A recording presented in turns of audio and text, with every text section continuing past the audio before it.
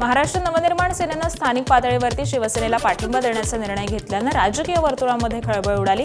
याच पार्श्वभूमीवरती डॅमेज कंट्रोलसाठी ठाकरेंच्या शिवसेनेचे खासदार संजय राऊत राज ठाकरेंच्या शिवतीर्थ या निवासस्थानी पोहोचले। या भेटीमध्ये संजय राऊत आणि राज ठाकरे यांची केडीएमसीतील घडामोडींवरती चर्चा झाल्याची माहिती आहे। केडीएमसीतील मनसेच्या स्थानिक नेत्यांनी घेतलेल्या निर्णयाशी राज ठाकरेंचा संबंध नसल्याचं सांगत युती वाचवण्याचा प्रयत्न केला। त्याबरोबरच केडीएमसीमधील मनसेच्या स्थानिक नेत्यांवरती टीका केली। तर कल्याण डोंबिवलीतील स्थानिक नेत्यांच्या निर्णयावरून बाळा नांदगावकरांनी देखील नाराजी व्यक्त केली। मी परत सांगतो की राज ठाकरे हे स्वतंत्र नेते आहेत। त्यांचा पक्षाचा तो अंतर्गत विषय आहे। हे जरी खरं असलं तरी ह्या निर्णयामुळे ज्यांनी घेतलाय तो खालच्या स्तरावर त्यांची राजकारणातली विश्वासार्हता पूर्णपणे संपली।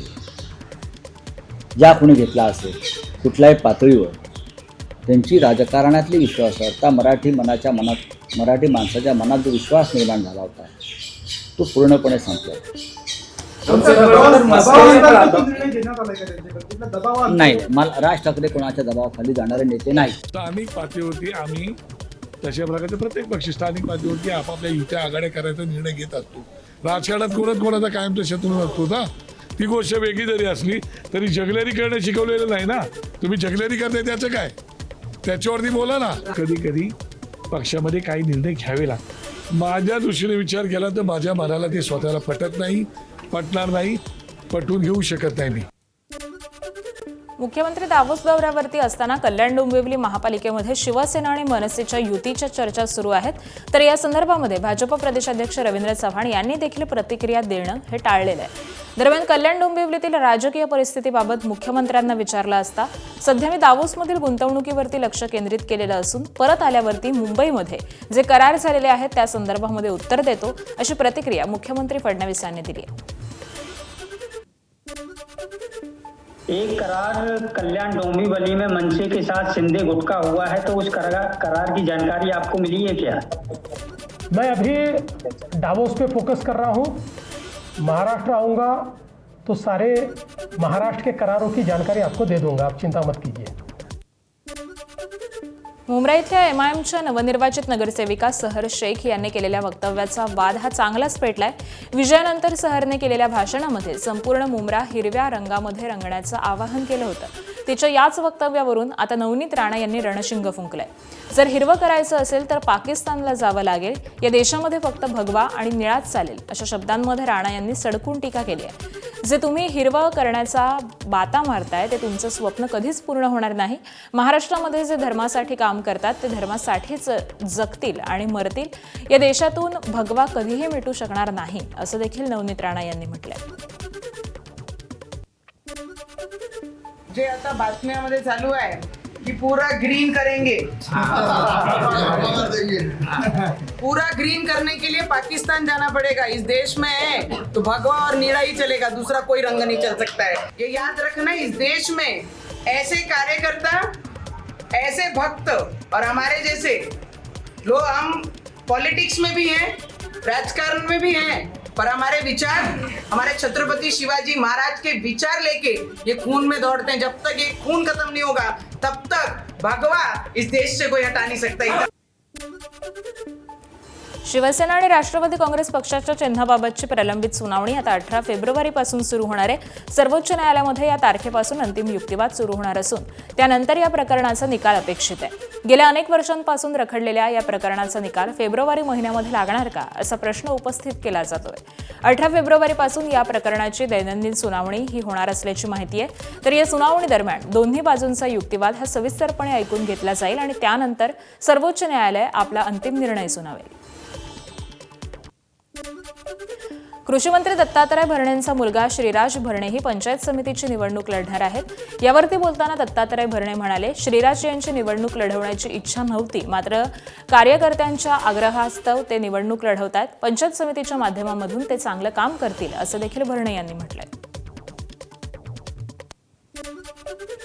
कामामध्ये तो सामाजिक कामामध्ये रस करतोय। खरं त्याची निवडणूक लढवायची इच्छा होती का, तर मी प्रामाणिकपणे सांगतो त्याची इच्छा अजिबात नव्हती। तर शेवटी कार्यकर्त्यांचा आग्रह त्याला निवडणुकीला सामोरं जावं लागलं। तो पुण्यावरून निवडणुकीसाठी आला, फॉर्म भरला आणि आजही तो त्याच्या कामानिमित्त पुण्याला गेला, परंतु तो येईल. पण त्याला एक निवड असल्याने, त्याला एक आवड असल्यामुळे निश्चित प्रकारे एक चांगलं काम तो पंचायत समितीच्या माध्यमातून भविष्यामध्ये चांगलं काम करण्याचा प्रयत्न तो करेल. सोलापुरात देखील नेत्यांच्याच घरामध्ये उमेदवारी दिल्याचं चित्र पाहायला मिळत आहे. भाजपनं माजी आमदार राम सातपुतेंच्या पत्नी संस्कृती सातपुतेंना तिकीट देत निवडणुकीच्या रिंगणामध्ये उतरवलंय. तर दुसरीकडे शरद पवारांच्या राष्ट्रवादीनं विद्यमान आमदार उत्तम जानकरांच्या मुलाला जीवन जानकरांना मैदानामध्ये उतरवल्यानं जिल्हा परिषद निवडणुकीमध्ये हाय व्होल्टेज लढत ही पाहायला मिळणार आहे. तर उत्तम जानकरांची मुलगी ज्योती जानकरांनी देखील उमेदवारी अर्ज दाखल केलाय. त्याबरोबरच शरद पवारांच्या राष्ट्रवादीकडून विजयसिंह मोहिते पाटलांचे पुतणे अर्जुन सिंह आणि सून वैष्णवी देवी देखील रिंगणामध्ये उतरल्यानं सोलापूर जिल्ह्यामध्ये घराणेशाहीचं चित्र हे पाहायला मिळतंय. आज भारतीय जनता पार्टीची महायुतीच्या सर्व उमेदवाराचे आम्ही फॉर्म भरतोय. मला विश्वास आहे माळशिरस तालुक्यातली जनता या ठिकाणी राज्यामध्ये केंद्रामध्ये भारतीय जनता पार्टीचं सरकार आहे, त्यामुळे निश्चित आम्हाला आशीर्वाद देईल आणि आमचे उमेदवार या ठिकाणी मोठ्या मताधिक्याने निवडून येतील. सोलापूर जिल्हा परिषद निवडणुकीपूर्वीच राजकीय वातावरण हे तापलंय.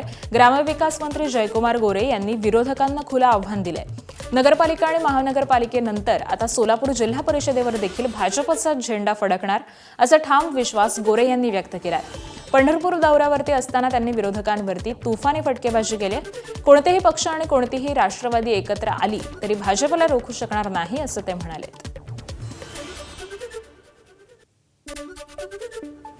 सोलापूर जिल्हा परिषदेवर भारतीय जनता पक्षाचा जिल्हा परिषद अध्यक्ष बसलेला असेल हे मी या निमित्ताने विश्वासाने सांगतो. मग किती कुठला पक्ष, कुठले राष्ट्रवादी, कुठली चिन्ह एकत्र आली तरीसुद्धा भारतीय जनता पक्ष निवडणूक सक्षमपणे लढवेल आणि सोलापूर जिल्हा परिषदेवर भारतीय जनता पक्षाची सत्ता येईल. संभाजीनगर जिल्ह्यामध्ये जिल्हा परिषद निवडणुकीमध्ये राजकीय घराण्यांचीच लढत रंगताना दिसतेय. आमदार अब्दुल सत्तार यांचे पुत्र अब्दुल अमीर सिल्लोडच्या अंबी गटामधून निवडणूक लढवत आहेत. तर खासदार संदीपान भुमरे यांचे पुतणे शिवराज भुमरे पैठणच्या पाचोड गटामधून नशीब आजमावत आहेत. याबरोबरच ठाकरे सेनेचे माजी आमदार उदयसिंग राजपूत यांनी पत्नीला कन्नडच्या नागद गटामधून रिंगणामध्ये उतरवलेले आहे. परभणीमध्ये जिल्हा परिषदेच्या 54 आणि पंचायत समितीच्या 108 जागांसाठी निवडणूक प्रक्रिया ही सुरू आहे. उमेदवारी अर्ज भरण्याच्या शेवटच्या दिवशी जवळपास 1500 उमेदवारांनी अर्ज दाखल केले होते. या उमेदवारांवरती एकूण 22 आक्षेप दाखल झालेले असून त्याची छाननी करण्याचं काम हे निवडणूक प्रशासनाच्या वतीनं करण्यात येत आहे. गंगाखेडच्या उपविभागीय अधिकारी कार्यालय परिसरामध्ये विविध पक्षांचे उमेदवार आणि समर्थक हे थांबलेले असून 22 आक्षेपांवरती काय निर्णय होतो याकडे सगळ्यांचंच लक्ष लागलंय.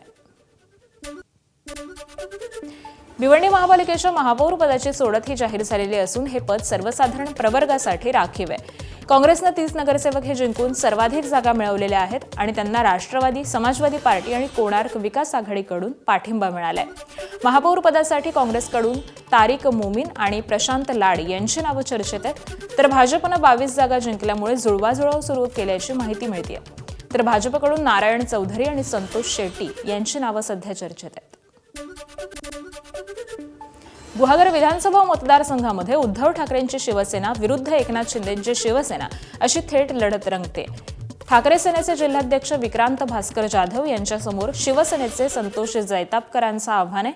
भाजपकडून उमेदवारी न मिळाल्यामुळे 2 दिवसांपूर्वी भाजपला रामराम ठोकत जैतापकर यांनी शिवसेनेमध्ये प्रवेश केला. तर त्यांनी निवडणूक अर्ज देखील दाखल केला. आता ठाकरे सेनेमध्ये नेते भास्कर जाधवांचे पुत्र विक्रांत जाधव यांच्या विरोधामध्ये संतोष जैतापकर निवडणुकीच्या रिंगणामध्ये उतरलेले असून गुहागरची लढत ही चुरशीची होण्याचा अंदाज वर्तवला जातोय. तर विक्रांत जाधवांनी संतोष जैतापकरांच्या उमेदवारी अर्जावरती आक्षेप घेतलाय. जैतापकरांनी आवश्यक माहितीही आयोगापासून लपवल्याचा जाधवांनी आरोप केलाय. रत्नागिरीमध्ये जिल्हा परिषद आणि पंचायत समिती निवडणुकीमध्ये तिकीट न मिळाल्यामुळे काही ठिकाणी बंडखोरी झाली आहे. रत्नागिरी तालुक्यातल्या हातखंबा जिल्हा परिषद गटामध्ये शिवसेनेमध्ये बंडखोरी झाली आहे. माजी सदस्य परशुराम कदम यांनी तिकीट नाकारल्यामुळे त्यांनी अपक्ष उमेदवारी अर्ज हा दाखल केलाय. तर उमेदवारी का नाकारली हे मला कळलं पाहिजे अशी प्रतिक्रिया परशुराम कदम यांनी दिली आहे. तळ कोकणामध्ये भाजपनं आपलं वर्चस्व हे सिद्ध केलेलं आहे. मंत्री नितेश राणेंच्या मतदारसंघामध्ये बिडवाडी पंचायत समितीमध्ये भाजपचा बिनविरोध सदस्य हा निवडून आलाय. कणकवली बिडवाडी पंचायत समिती मतदारसंघातील ठाकरे शिवसेनेच्या उमेदवार विद्या शिंदे यांचा अर्ज हा अवैध ठरला. भाजपच्या उमेदवार संजना राणे यांनी विद्या शिंदे यांच्या 3 अपत्यांविषयी हरकत घेतली होती. निवडणूक निर्णय अधिकाऱ्यांनी विद्या शिंदे यांच्या अर्ज नाकारल्यानंतर संजना राणे बिनविरोध निवडून आल्या आणि त्यानंतर भाजप कार्यकर्त्यांनी जल्लोष केला. अहिल्यानगर महानगरपालिकेच्या महापौर पदाचं आरक्षण हे ओबीसी महिलांसाठी सुटलेलं आहे. भाजप आणि राष्ट्रवादी अजित पवार पक्षामध्ये मोठ्या संख्येनं ओबीसी महिला नगरसेविका आहेत. तर दोन्ही पक्षांच्या प्रमुखांची बैठक होईल आणि मगच महापौर पदाचा निर्णय घेतला जाईल, अशी प्रतिक्रिया ही आमदार संग्राम.